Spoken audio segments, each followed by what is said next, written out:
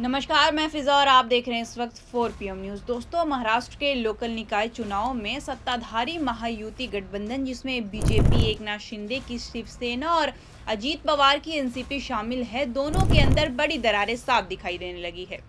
विधानसभा चुनाव साथ मिलकर जीतने के बाद भी जब लोकल स्तर पर सीटों के बंटवारे की बारी आई तो हर जिले और हर शहर में खींचतान शुरू हो गई। कई जगह बीजेपी ने अपने दम पर चुनाव लड़ने का फैसला किया, जिससे उसके दोनों सहयोगी नाराज हो गए।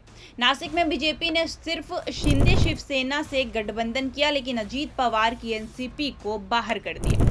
भंडारा में तीनों पार्टियां अलग अलग मैदान में हैं। आपको बता दें कि कोल्हापुर के चंदगढ़ में स्थिति और उलझ गई है, क्योंकि जहां अजीत पवार की एनसीपी ने विपक्ष वाली शरद पवार की एनसीपी के साथ हाथ मिला लिया है।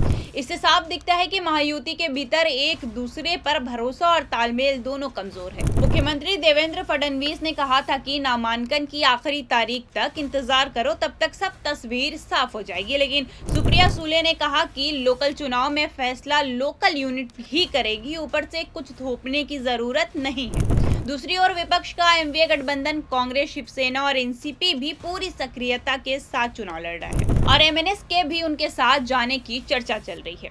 इन चुनाव को 2029 के लोकसभा और विधानसभा चुनाव का संकेतक माना जा रहा है, इसलिए सभी पार्टियों की प्रतिष्ठा दांव पर लगी हुई है। आपको बता दें कि सबसे बड़ा विवाद नांदेड़ के लोहा नगर परिषद में हुआ, जहां बीजेपी ने एक ही परिवार के 6 लोगों को टिकट देकर अपना ही परिवारवाद विरोधी दावा कमजोर कर दिया है। यहाँ गजानन सूर्यवंशी को काउंसिलिंग अध्यक्ष पद का उम्मीदवार बनाया गया और उनके परिवार के बाकी सदस्य भी अलग अलग वार्ड से चुनाव लड़ रहे हैं। अब इस कदम से बीजेपी पर सवाल उठ रहे हैं, क्योंकि पार्टी पहले विपक्ष को परिवारवाद के घेरती थी और अब खुद वही काम कर रही है। दरअसल नांदेड़ पूर्व मुख्यमंत्री अशोक चौहान का जिला है और कांग्रेस छोड़कर बीजेपी में आने के बाद उनका प्रदर्शन भी इन चुनाव में महत्वपूर्ण माना जा रहा है। लोहा में बीजेपी, अजीत पवार गुट की एनसीपी और कांग्रेस के बीच त्रिकोणीय मुकाबला होने वाला है, जबकि बिलोली नगर परिषद में बीजेपी ने कोई उम्मीदवार नहीं उतारा, जिससे एनसीपी को फायदा मिल सकता है। कुल मिलाकर महायुति गठबंधन अंदरूनी खींचतान से जूझ रहा है और ये चुनाव आने वाले वर्षों की राजनीति की दिशा तय कर सकते हैं। आपको बता दें कि अब इस पूरे मुद्दे पर एनसीपी के विधायक प्रताप पाटिल चिखलीकर ने बीजेपी पर तीखा हमला बोला है। उन्होंने कहा कि एक ही परिवार से 6 सदस्यों को टिकट देना उम्मीदवारों की कमी दिखाता है। चिखलीकर ने तंज कसते हुए कहा कि जब बड़े नेता सही उम्मीदवार नहीं ढूंढ पाते तो ऐसा ही होता है। नांदेड़ में पत्रकारों से बातचीत करते हुए उन्होंने कहा कि जब राज्य और जिले के बड़े नेता खुद को इतना बड़ा समझते हैं लेकिन उम्मीदवार नहीं ढूंढ पाते, तो 6 नहीं तो 10 लोग एक ही परिवार से खड़े कर दिए जाते हैं। बता दें कि उन्होंने बिलोली में बीजेपी के कई उम्मीदवार न उतारने पर भी सवाल उठाए हैं।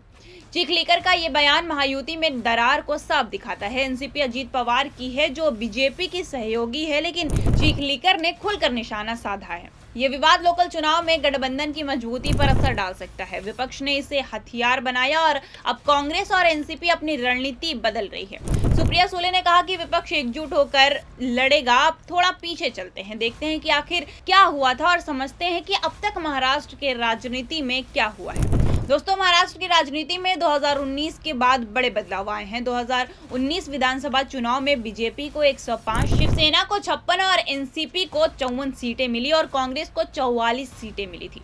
उसके बाद शिवसेना और एनसीपी में फूट हुई। 2022 में एकनाथ शिंदे ने बगावत की और फिर शिवसेना टूट गई। 2023 में अजीत पवार ने शरद पवार के खिलाफ विद्रोह किया और एनसीपी को फाड़ हो गई। अजीत की एनसीपी ने बीजेपी से हाथ मिला लिया। 2024 विधानसभा चुनाव में महायुति ने 237 सीटें जीती, बीजेपी 148, शिंदे शिवसेना 80 और अजीत एनसीपी 53। एमवीओ को सिर्फ 46 मिली। अजीत पवार ने बारामती में भतीजे युगेंद्र पवार को हराया और इसी जीत ने अजीत को मजबूत बनाया, लेकिन लोकल चुनाव में पुरानी दरारें फिर उभर रही है। बीजेपी सहयोगियों को सीटें कम दे रही है, जिससे शिंदे और अजीत नाराज है। ये वाला म्यूनिसिपल काउंसिलिंग में एनसीपी को साइडलाइन किया गया और अमरावती एमएलसी संजय खोकड़े जैसे कई नेता बीजेपी में चले गए। अब थोड़ा नांदेड़ का महत्व समझते हैं। ये विदर्भ का हिस्सा है जहां बीजेपी मजबूत है, लेकिन अशोक चौहान का बीजेपी में आना बड़ा मोड़ है।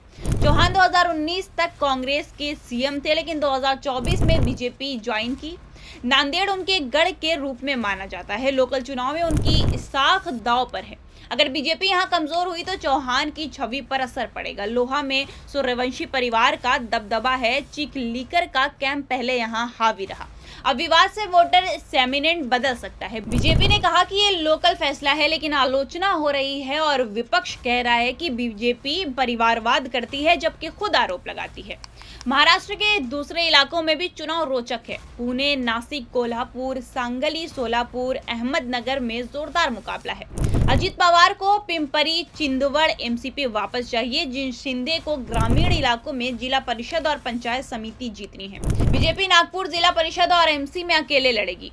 सोलापुर के अकलूज में मोहिते पाटिल परिवार का कंट्रोल है, जो एनसीपी से हैं। वहां त्रिकोणीय लड़ाई रहेगी। चंडीगढ़ में एनसीपी की 2 गढ़ों को गठबंधन किया। ये दिखाता है कि लोकल लेवल पर राष्ट्रीय राजनीति से अलग फैसले होते हैं। अजीत पवार ने वर्ली में मीटिंग की, जहां उन्होंने कहा कि ग्रासरूट कनेक्शन मजबूत करें। फडणवीस ने सहयोगियों को चेताया कि दरार न फैलाया जाए। चुनाव आयोग ने कोड ऑफ कंडक्ट जारी किया। इसमें मॉडल कोड लागू है। वोटर लिस्ट में डुप्लीकेट एंट्रीज की शिकायतें हैं। आयोग ने कहा कि 66,775 स्टाफ लगेंगे, जिसमें 288 रिटर्निंग ऑफिसर हैं। महिलाओं, एससी, एसटी, ओबीसी के लिए आरक्षण साफ है। वोटर मोबाइल ऐप से अपनी डिटेल चेक कर सकते हैं। ये चुनाव पारदर्शिता पर जोर देंगे।